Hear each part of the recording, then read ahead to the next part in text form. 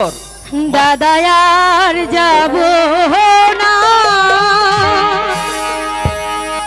ওই স্কুলে পড়তে।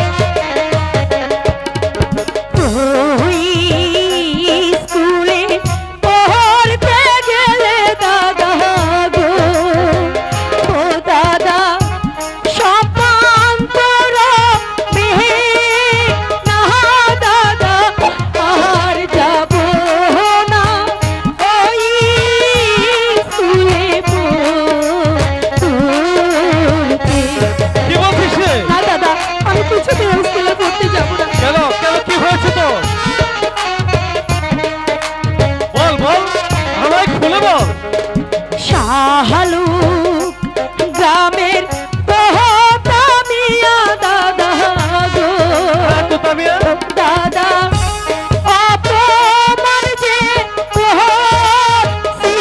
দাদা আহার যাব না ওই স্কুলে পড়তে।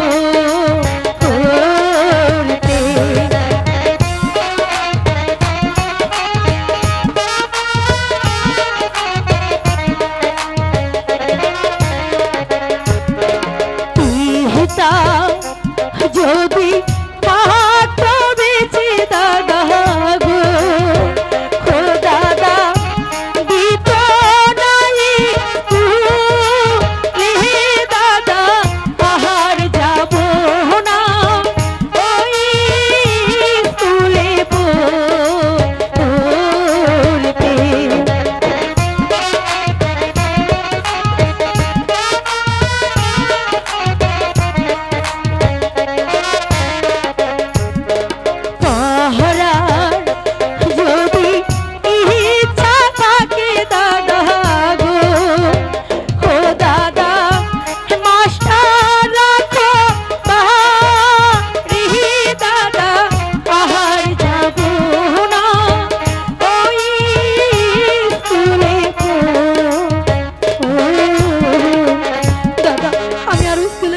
দাদা কেন যাবে তুই? আমি আর বিচার করব, কঠিন বিচার করব। হ্যালো। আচ্ছা দাদা, আমাদের ভাই খালিক সেই কতদিন হলো কাজের জন্য গিয়েছে, কই আমাদের তো কোনো খোঁজ খবর নিল না।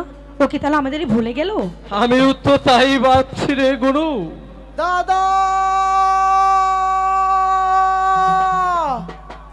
দাদা গুনু ওই তো বুঝি আমার খালে গেল রে। দাদা দেখো দাদা দাদা খালে তুমি কেমন আছো দাদা? আছি রে কোন রকম। দাদা তা তোর কি অবস্থা, কি খবর? আমি ভালো আছি। তুই দাদা। ভালো আছিস? হ্যাঁ দাদা আমি ভালো আছি। দাদা এ যেন কে? ওকে তুই চিনতে পারছিস না? ও যে আমাদেরই ছোট বোন গুনু। আমাদের ছোট বোন গুনু হ্যাঁ। এত বড় হয়ে গেছে? আমি তো সেই ছোট দেখে গিয়েছিলাম। কিরে কিরে বোন, আমাকে দেখে তুই রাগ করেছিস? রাগ করবো না, দাদা তোমাকে কতগুলো চিঠি দিয়েছে কিন্তু একটা চিঠির উত্তর দাওনি। তুমি হয়তো আমাদেরকে ভুলেই গেছো। কই, আমি তো একটা চিঠিরও উত্তর পাইনি। আচ্ছা যাই হোক, এতদিন পর তুমি আসলে আমার জন্য কি এনেছো দেখি?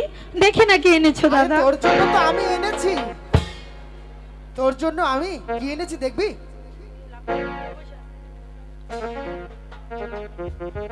আমার জন্য কি যেন এনেছে দেখি। গুনু তোর জন্য আমি এই লাল টুকটুকে গোলাপ না, এনেছি। আমি গোলাপ নেব না। আরে পাগলি, এটা তোর খোপাতে বাঁধলে তোকে অনেক সুন্দর লাগছে। এই তো শুরু হয়েছে পাগলামি।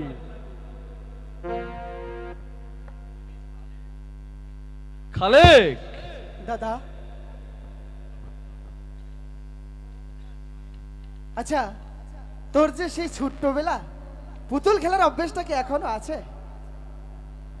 দাদা এখন আমি বড় হয়েছি না, এখন কি আমার সেই পুতুল খেলার অভ্যাস আছে নাকি? আরে পুতুল খেলার দিন ফুরা